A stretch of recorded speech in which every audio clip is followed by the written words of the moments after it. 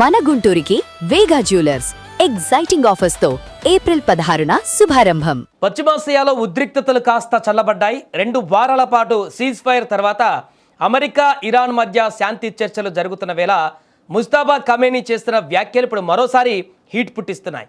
ప్రాణానికి ప్రాణం, రక్తానికి రక్తం, తన తండ్రి మరణానికి కారకులైన వారిని భూమి పొరల్లో దాక్కున్నా వదిలిపెట్టేది లేదు అంటూ గర్జించాడు ముజ్తబా.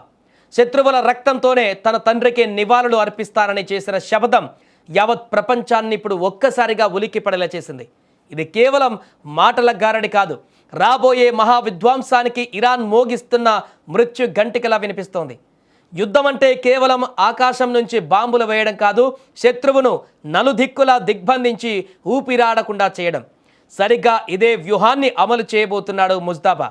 తన తొలి టార్గెట్గా హర్ముజ్ జలసంధిని ఎంచుకున్నాడు. ప్రపంచ చమురు రవాణాలో అత్యంత కీలకమైన ఈ సముద్ర మార్గం పైన ఇరాన్ ఉక్కుపాదం మోపుతోంది. ఇక్కడి నుంచి నౌకాయానాన్ని మరింత కఠినతరం చేస్తామని ముజ్తబా చేస్తున్న ప్రకటనతో అగ్రరాజ్యాల వెన్నులో చలిపడుతోంది. తమ పర్మిషన్ లేకుండా సముద్రంలోకి శత్రువుల నౌక వస్తే అది సముద్ర గర్భంలోనే సమాధి అవుతుంది అన్నంత కఠినంగా ఇరాన్ అడుగులు వేస్తోంది. తమపై దాడులకు దిగిన వారిని, మా భూభాగంపై నెత్తురు చిందించిన వారిని ఏ కోశానా క్షమించేది లేదని ముజ్తబా స్పష్టం చేశాడు. అంతేకాదు, జరిగిన యుద్ధ నష్టానికి శత్రువులు ఖచ్చితంగా భారీ మూల్యం చెల్లించుకోవలసిందేనని, నష్టపరిహారం ఇచ్చి తీరాల్సిందేనని ఇరాన్ అల్టిమేటం జారీ చేసింది. ఇది ప్రత్యక్ష యుద్ధానికి దిగేందుకు ఇరాన్ సిద్ధమైంది అనడానికి స్పష్టమైనటువంటి సంకేతం.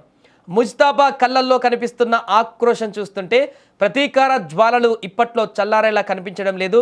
పగతో రగిలిపోతున్న ఇరాన్ ఏ క్షణాన ఎలాంటి వినాశనానికి తెరతీస్తుందోనని ప్రపంచం ఇప్పుడు బిక్కుబిక్కుమంటుంది. ఒక నాయకుడి మరణం ఒక దేశాన్ని మహాయుద్ధం వైపు నడిపిస్తోంది. ముజ్తబా ఖమేనీ చేసిన ఈ ప్రతీకార ప్రకటనలు మధ్యప్రాచ్యాన్ని ఎటువైపు తీసుకువెళ్తాయి? ఈ రక్తానికి రక్తం అనే మారణ హోమంలో బలి కాబోయేది ఎవరు?